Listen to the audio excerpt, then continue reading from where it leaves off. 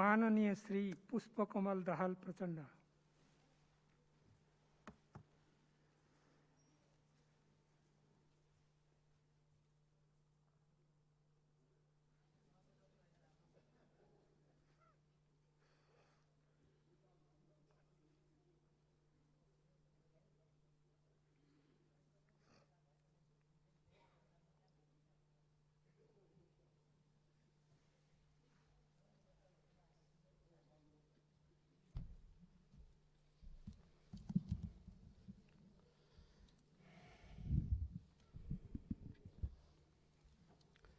सम्मान्य सभामुख महोदय,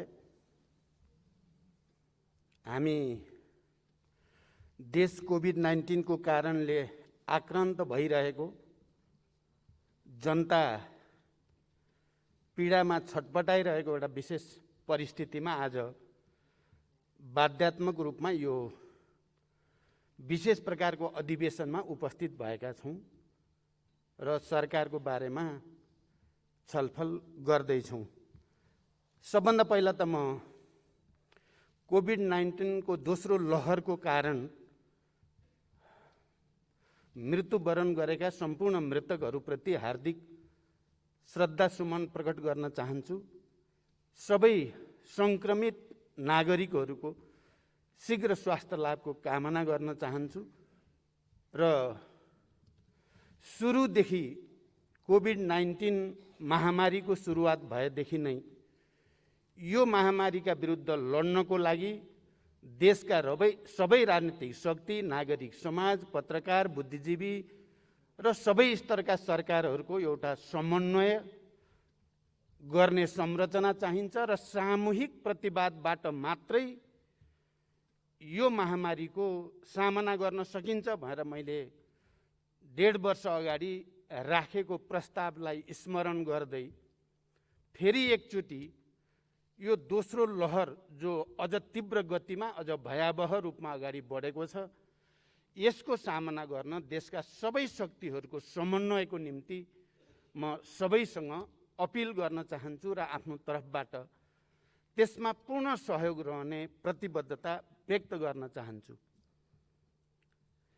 यति भनिसकेपछि हामी अहिले यो अधिवेशनमा उपस्थित भएका छौँ।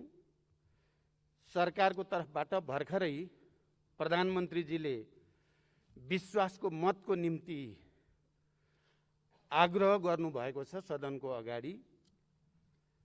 अघि यहाँ प्रस्तुत पनि भयो। मलाई लाग्छ प्रधानमन्त्रीजीलाई राम्रोसँग थाहा छ कि यो सदनले उहाँलाई विश्वासको मत दिँदैन। यो कुरा मलाई विश्वास छ प्रधानमन्त्रीजीले राम्रोसँग बुझ्नु भएको छ। बुझ्दा बुझ्दै पनि उहाँले विश्वासको मतको निम्ति भनेर अपिल गर्नुभएको छ। यो उहाँको एउटा लोकतान्त्रिक अधिकार भित्रकै कुरा भएको हुनाले प्रधानमन्त्रीजीको अपिललाई त म एउटा लोकतान्त्रिक अधिकारको निम्ति सम्मान नै गर्न चाहन्छु। तर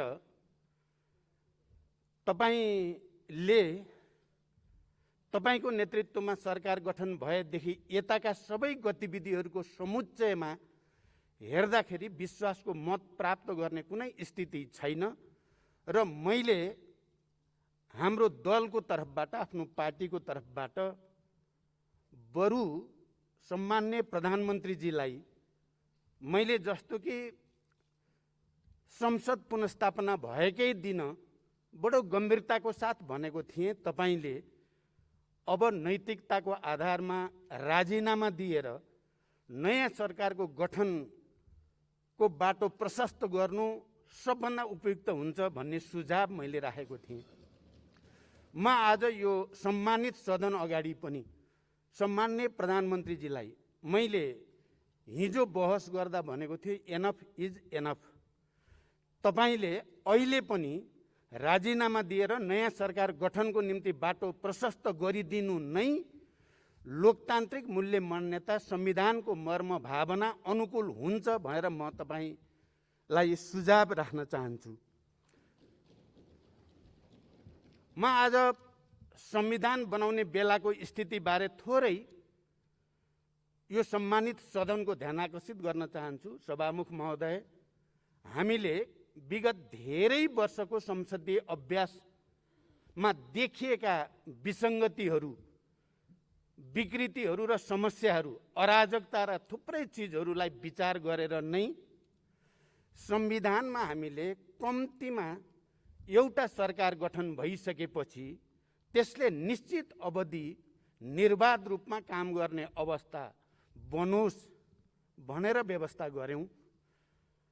सकेसम्म एउटा सरकार निर्वाचित भएर गठन भइसकेपछि त्यसले 5 वर्ष काम गर्ने वातावरण बनोस् भनेर नै संविधानको 76, 1, 2, 3, 4, 5 भनेर जे प्रावधानहरू संविधानमा राखियो त्यो संविधान बनाउने बेलाको हामी सबैको चिन्ता, चासो र तत्परता केमा थियो भने इतिहासका विसङ्गतिहरूको पुनरावृत्ति हुन नपाओस्, अबको नेपाल एउटा स्थायित्वतिर जाओस्, सङ्घीय लोकतान्त्रिक गणतन्त्र नेपाल र नयाँ संविधान अनुसारको नेपाल विकास र समृद्धिको नयाँ युगतिर निर्वाध रूपले जाने वातावरण बनोस् भनेर नै त्यो कुरा राखिएको थियो।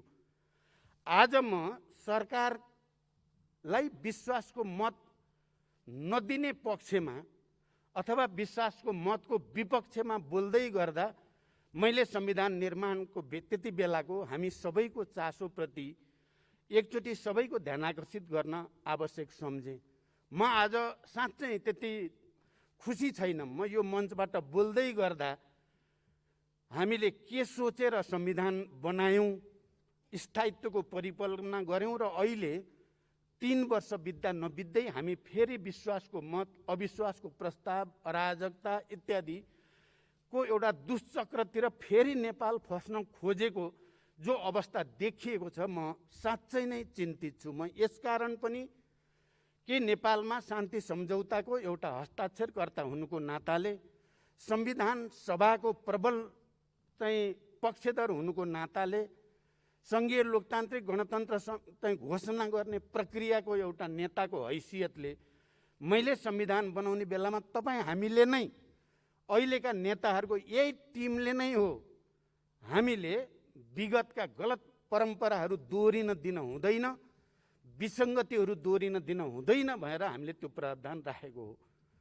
आज हामी फेरि उही परिस्थितिको सामना, फेरि विश्वासको मत, फेरि अविश्वास प्रस्ताव, फेरि जोड घटाउ, फेरि मान्छेहरूको झन्डै झन्डै किनबेचकै अवस्था जो देखिन थालेको छ, म गहिरो चिन्ता व्यक्त गर्न चाहन्छु।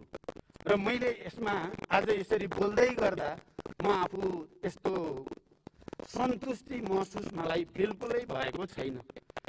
दोस्रो, मैले यहाँ राख्दै गर्दा हामीले संविधान बनायौं, हामी सबैलाई थाहा छ धेरै प्रतिकूलतासँग जुधेर सङ्घीय लोकतान्त्रिक गणतन्त्रको हामीले संविधान बनाएको हो। हामी सबैलाई यो कुरा पनि थाहा छ धेरै अप्ठ्याराहरूसँग जुधेर हामीले त्यो संविधान अनुसार निर्वाचनतिर देशलाई पनि लगेकै हो र निर्वाचन निर्वाध रूपले सम्पन्न गरेर एउटा नयाँ वातावरण बनाउन खोजेकै हो। मैले किन यो कुरालाई जोड दिएर भन्न चाहेको छु भने म त्यस्तो पात्र हुनुको नाताले पनि यो सम्मानित सदनलाई मैले भन्नुपर्छ भन्ने लागेको छ। सभामुख महोदय, कि मैले अब देशमा फेरि अराजकताको स्थिति नआओस् भनेर नै मैले वाम गठबन्धनको मैले प्रस्ताव राखेको हो। सम्माननीय प्रधानमन्त्रीजीको अगाडि मैले गठबन्धनको प्रस्ताव राख्ने पहिलो पात्र म हो र अनि कम्युनिस्ट आन्दोलनलाई एकताबद्ध गरौँ भनेर पहिलो प्रस्ताव लिएर जाने पनि मै नै हो। र सम्माननीय प्रधानमन्त्रीजीलाई तपाईँ नै प्रधानमन्त्री हुने हो भनेर पहिलो संविधान घोषणा भइसकेपछि प्रस्ताव गर्ने उहाँलाई प्रधानमन्त्रीको रूपमा पनि म नै हो। वाम गठबन्धन र कम्युनिस्ट एकताको सङ्कल्पपछि उहाँलाई प्रधानमन्त्रीको प्रस्ताव गर्ने पनि म नै हो। तर आज यो एउटा विडम्बना भन्नुपर्छ, 3 वर्ष बित्दा नबित्दै कम्युनिस्ट एकता पनि छेद विच्छेद जस्तो हुन पुगेको, संविधान पनि बडो चाहिँ नराम्रोसँग चिथोरिएको कोपरिएको र त्यो संविधानलाई नै कोरोना लाए जस्तो अहिले देश र समाज त कोरोनाले आक्रान्त छँदैछ। हाम्रा गतिविधिले खास गरी सरकारका गतिविधिका कारणले संविधानलाई पनि कोरोना लाए जस्तो आइसियुमा राखे जस्तो अवस्थाबाट हामी गुज्रिन परेको छ। मैले त्यो पात्रको हैसियतले मैले यो सम्मानित सदन समक्ष एकचोटि हामी सबैले गम्भीर रूपले विचार गरौँ, यसको निम्ति प्रमुख जिम्मेवार को? प्रधानमन्त्रीजीले अहिले धेरै सकारात्मक कुरा पनि आफ्नो नेतृत्वमा भएको कुरा राख्नुभयो, त्यसको फेयरिस्टतिर त म जान चाहन्न। तर आज देशमा जुन सङ्कटहरू देखा परेको छ, संविधानमाथि सङ्कट, राष्ट्रिय स्वाधीनता माथिका समस्याहरू, लोकतान्त्रिक प्रणालीमा सङ्कट, कम्युनिस्ट आन्दोलनमा सङ्कट, एकताको एउटा महान र असाधारण पहल कदमीमा सङ्कट मुख्य रूपमा कसको कारणले आयो? प्रधानमन्त्रीजी, के तपाईँ छातीमा हात राखेर आत्मसमीक्षा गर्न तयार हुनुहुन्छ? तपाईँले कहिलेकाहीँ बोलेको सुन्छु म प्रचण्डलाई राष्ट्रिय समस्या नै भयो भनेर। म हो राष्ट्रिय समस्या कि तपाईँ हो राष्ट्रिय समस्या? बहस गरौँ भन्न पनि म चाहन्छु। मैले संविधान बनाउने र तपाईँलाई प्रधानमन्त्री प्रस्ताव गर्नु म राष्ट्रिय समस्या भएर हो? वाम गठबन्धन र कम्युनिस्ट एकताको प्रस्ताव लिएर तपाईँलाई फेरि प्रधानमन्त्री प्रस्ताव गर्ने म राष्ट्रिय समस्या भएर हो? मैले तपाईँसँग पार्टीभित्र बहस गर्दा कहिले तपाईँको कुन कार्यक्रमलाई मैले कहाँनिर व्यवधान गरेँ तपाईँले ठोस रूपमा कुनै जवाफ दिन सक्नुहुन्छ?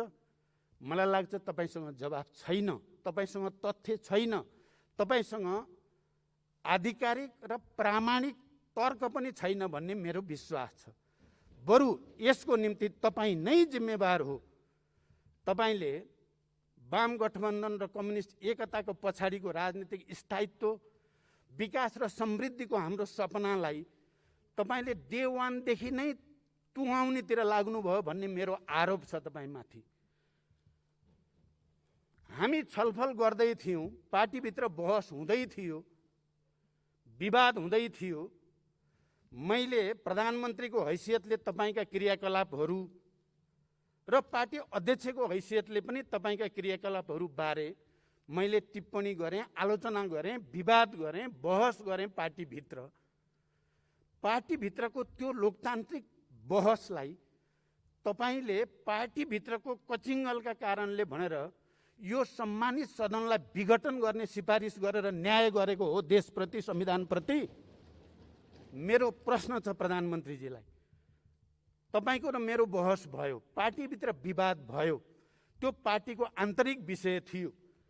अनि कसको रिसले कसको के भन्या जस्तै तपाईँले हामी आपसमा भएको विवादलाई सिङ्गो देश र समाजलाई आक्रान्त हुने गरी यो सार्वभौम संसदलाई तपाईँले विघटन गरेको होइन। यो संसद विघटन गर्ने मैले त भनेको थिएँ, हाम्रो संविधानले संसद विघटनको यो रूपमा परिकल्पना गरेकै छैन। त्यहाँ यो असंवैधानिक छ, अलोकतान्त्रिक छ, स्वेच्छाचारी छ, निरङ्कुश छ, यसलाई स्वीकार गर्न सकिँदैन। मैले माननीय सदस्यहरूसँग त्यति बेला भनेको थिएँ, प्रधानमन्त्रीजीले त हामी माननीय सदस्यहरू अब मर्यौ तिमीहरू छैनौ भन्नुभएको छ, तर संविधानले हामीलाई मारेको छैन, हामी जिउँदैछौँ। मैले साथीहरूलाई भने, माननीय सदस्यहरू हामी मर्यौँ भन्ने नठान्नु होला, हामी जीवितै छौँ, संविधानले हामीलाई मारेको छैन। प्रधानमन्त्रीजीले मात्रै आफ्नो अहङ्कारको कारणले, दम्भको कारणले या आफ्नो गलत प्रवृत्तिका कारणले जबरजस्ती तिमीहरू मर्यौ भनिदिनु भए मात्रै हो। हामीले आफैले आफू मर्यौँ भन्ठान्यौँ भने त हामी मर्यौँ, हामी मरेको छैनौँ भनेर हामी अगाडि बढ्यौँ भने हामी फेरि बिउतेकै हुन्छौँ, जीवितै हुन्छौँ। आज यो सदनमा प्रधानमन्त्रीजीले विश्वासको मत माग्नु भएको छ। यो सदनमा मलाई लाग्छ उहाँ तपाईँले विश्वासको मत माग्ने पनि नैतिक अधिकार छ र प्रधानमन्त्रीजी यो सदनसँग यी मान्य सदस्यहरूसँग तपाईलाई त्यो अधिकार छ र नैतिक रूपले? म अझ अनौठो कुरा के मान्छु भने प्रधानमन्त्रीजीले खालि यो विघटन गरेको सिफारिस सर्वोच्च अदालतले पुनर्स्थापना गरिदियो, त्यसकारण उहाँले स्वीकार्नु भयो होला भन्ने म ठान्थेँ।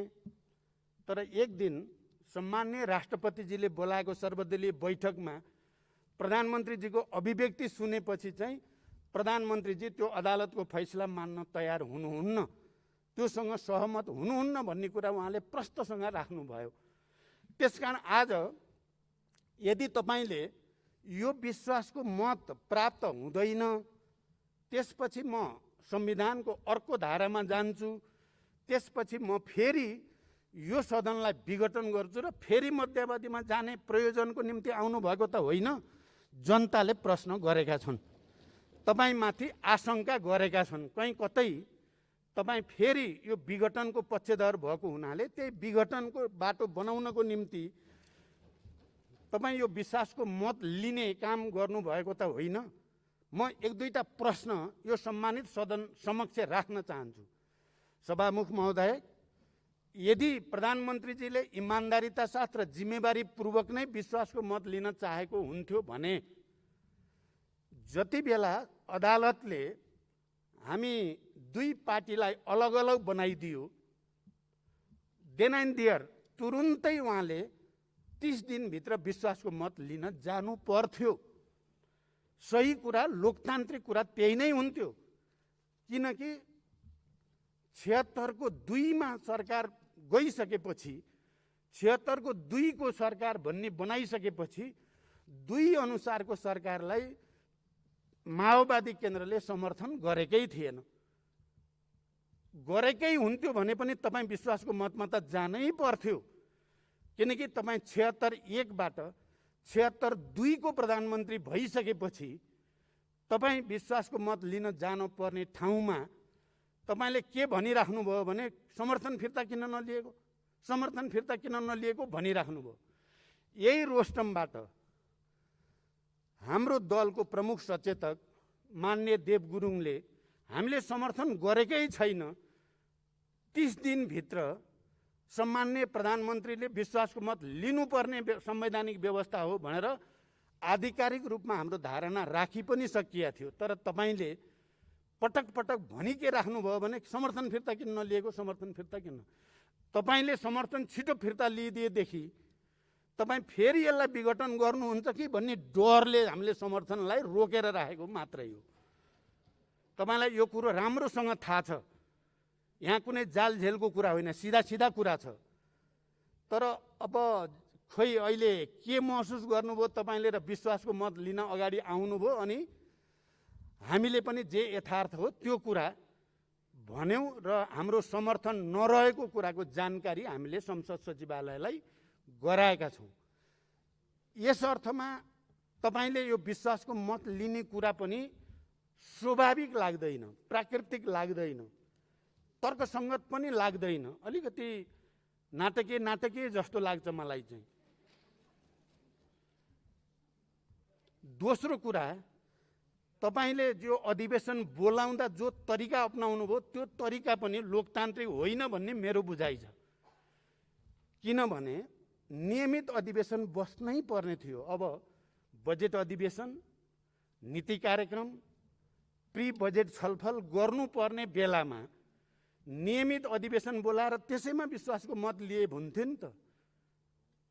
तपाईँ कहीँ ती सबै कुरा छल्नको निम्ति यो बोला त होइन भन्ने प्रश्न पनि गम्भीर रूपले उठेकै छ।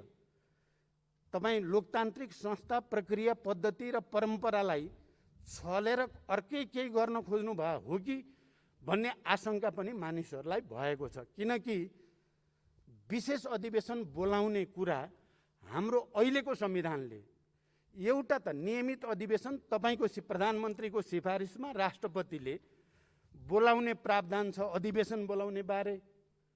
दोस्रो, विशेष अधिवेशन बोलाउन 25% मान्य सदस्यहरूले माग गरेमा निश्चित प्रक्रिया अनुसार राष्ट्रपतिले अधिवेशन बोलाउने बाहेक प्रधानमन्त्रीले विशेष अधिवेशन प्रधानमन्त्रीका हैसियतले बोलाउने कुराको त्यति परिकल्पना गरेको मैले संविधानमा बुझेको छैन। तर तपाईले बोलाइदिनु भयो।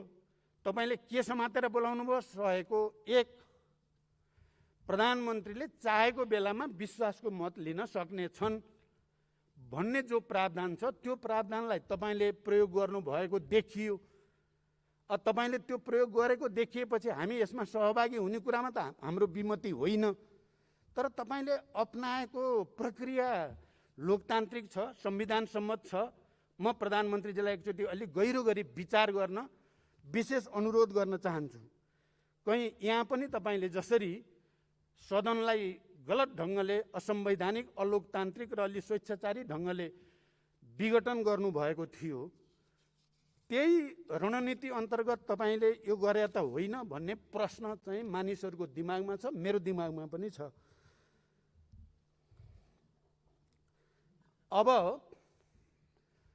कामहरूको कुरा गर्दा मैले अघि सुरुमा पनि भने, प्रधानमन्त्रीजी तपाईलाई यति ठुलो ऐतिहासिक अवसर प्राप्त थियो। मैले भन्दा त तपाईलाई त्यो अप्रिय लाग्छ। म जस्तो लचिलो, म जस्तो उदार, म जस्तो भावुक मान्छेको सहयोगमा तपाईँ दुईचोटि प्रधानमन्त्री प्रस्तावित हुनुभयो। तपाईका थुप्रै कुरा मैले सहेरै हिँडिराखेकै थिएँ।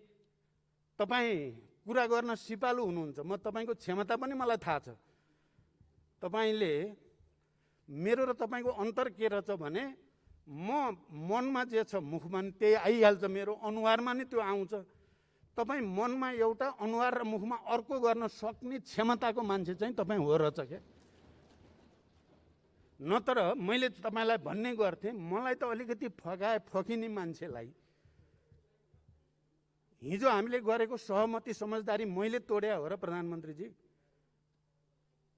पालो पालो अध्यक्ष, पालो पालो प्रधानमन्त्री मैले तोडेँ। त्यसो गरेको भए आज तपाईँ कम्युनिस्ट आन्दोलन, यो देश कहाँ हुन्थ्यो? यो सबै दृष्टिकोणले हेर्दा कहीँ न कहीँ सत्तामा बसिसकेपछि तपाईँमा जुन दम्भ अहङ्कार देखा पर्यो, तपाईँ सबैतिर कस्तो अनौठो भयो क्या। यो एउटा कस्तो मनोदशा, मनोग्रन्थि तपाईँमा विकास भयो भने सबैतिर चकाचौध राम्रो मात्रै भइरहेछ भन्ठान्नु भयो तपाईँले। भएका कुरा पनि भए भन्नुभयो, नभएका कुरा नि भए भन्नुभयो। कोभिडकै कुरा गरौँ न। दोस्रो लहर सुरु हुन लागिसकेका थियो, त्यसका सङ्केतहरू देखिसकिया थिए। तपाईँ नै होइन, ठुल्ठुला समारोह, रथयात्रा, हजारौँका जुलुस लिएर हिँड्नु हो, त्यहीँबाट वात्तै फैलिएको होइन। तपाईँ प्रधानमन्त्री जस्तो मान्छेले अनुशासनमा नबसिदिएपछि, कोभिड कन्ट्रोल गर्नको निम्ति आत्मअनुशासन पालन नगरिदिएपछि अरूलाई भन्ने नैतिक अधिकार कसरी हुन्छ? रथयात्रा अलि पछि गरे हुँदैन थियो? मैले त तपाईँलाई भनेकै छु, मेरो निर्वाचन क्षेत्रमा अयोध्या पुरी बनाउने भनेर तपाईँ अगाडि बढ्नु भएको छ। म पनि गएर हेरेँ, मलाई त खुसी छ। मेरो निर्वाचन क्षेत्रमा एउटा ठुलो धार्मिक पर्यटकीय स्थल बन्न लाग्यो। तर तपाईँलाई यो कोभिड-19 को दोस्रो लहर सुरु हुन लागेको बेला हजारौँ मान्छे जम्मा गर्ने गरी यति बेलै गर्न पर्या थियो त? अलि पछि गरे पनि हुन्थ्यो। तपाईले थुप्रै शिलान्यास र उद्घाटन गर्नुभएको छ, जसको कयौँको त न बजेटको ठेगान छ, न ठाउँको ठेगान छ, न कुनै कार्ययोजना छ। तर तपाईले शिलान्यास गरिदिनु भयो बालुवाटार बसेर। सब शिलान्यास 165 वटा रणनैतिक रोड। तर तपाईले एउटा कुरा त बिर्सिनु भएन कि 12 वटा स्मार्ट सिटीको कुरा गर्नुभयो। सबै स्मार्ट सिटी त को कुरा, तर उहाँले के कुरा बिर्सिनुहुन्न भने भरतपुर चाहिँ हुनुहुन्न भन्ठान्नुहुन्छ उहाँले। चितवन चाहिँ हुनुहुन्न, प्रचण्डको क्षेत्र चाहिँ हुनुहुन्न भने जस्तो पूर्वाग्रह तपाईँले किन राख्नुभयो?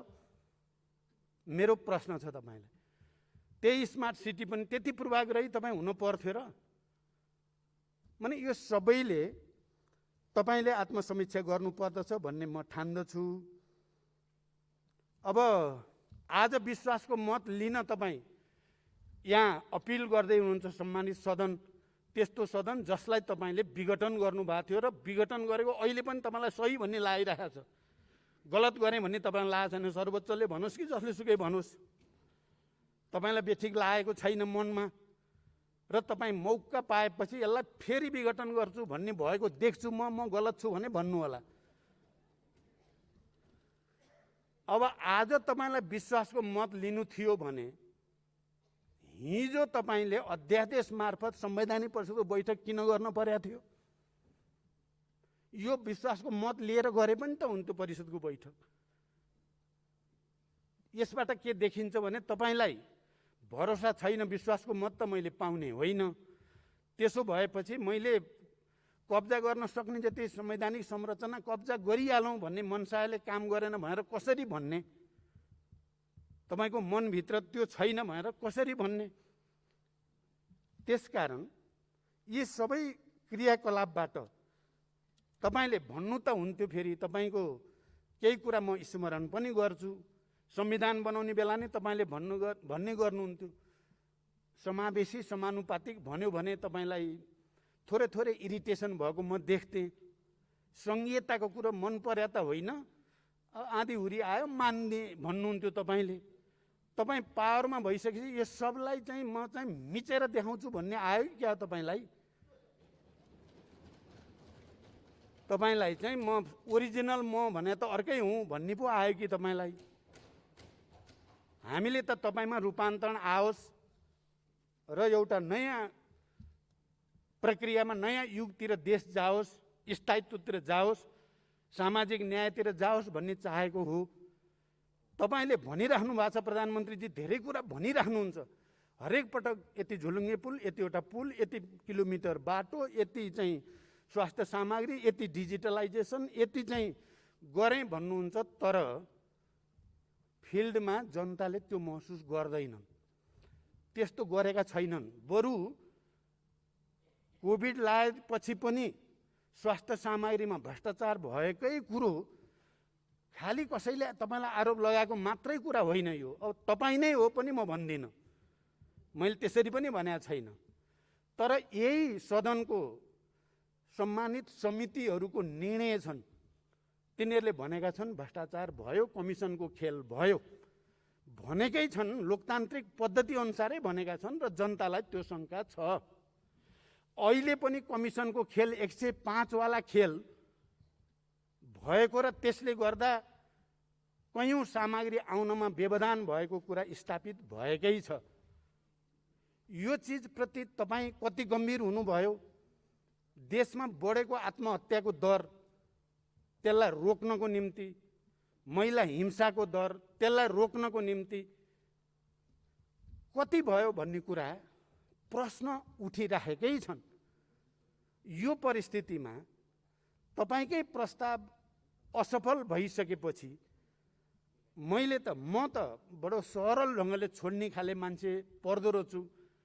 पहिलोचोटि प्रधानमन्त्रीबाट पदत्याग गर्दा पनि, दोस्रोचोटि पूर्व प्रधानमन्त्री माननीय शेरबहादुर देउबाजीसँग सहमति गरेर प्रधानमन्त्री छोड्दा पनि म त बडो सहज ढङ्गले प्रक्रिया अगाडि बढ्ने कुरा हो भन्ठान्थेँ। तर तपाईँ त यसरी च्यापेर बस्न खोजेको देखियो।